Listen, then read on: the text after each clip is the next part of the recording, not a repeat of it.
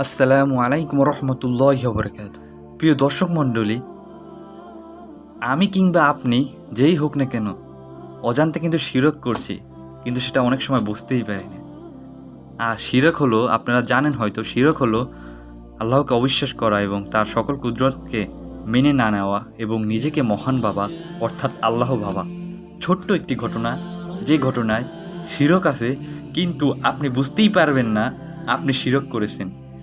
একটা উদাহরণ, যেমন আপনি মোটরসাইকেল অ্যাক্সিডেন্ট করবেন, ঠিক ওই মুহূর্তে আপনি বেঁচে গেলেন আর আল্লাহর কাছে শুকরিয়া আদায় করেন আর বলেন ঠিক সময় মোটরসাইকেল না থাকলে, না থামালে আজকে অ্যাক্সিডেন্ট করতাম। আরে ভাই, আপনাকে তো আল্লাহই বাঁচাইছে, আপনার মোটরসাইকেল আল্লাহ তালাই থামাইছে, আপনি থামাননি। আল্লাহর শুকরিয়া আদায় করলেন, আবার বললেন ঠিক সময় মোটরসাইকেল না থামালে অ্যাক্সিডেন্ট হতো। আর এটাই হলো শিরক।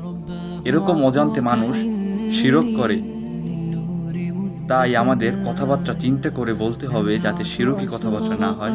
আশা করি বুঝতে পেরেছেন।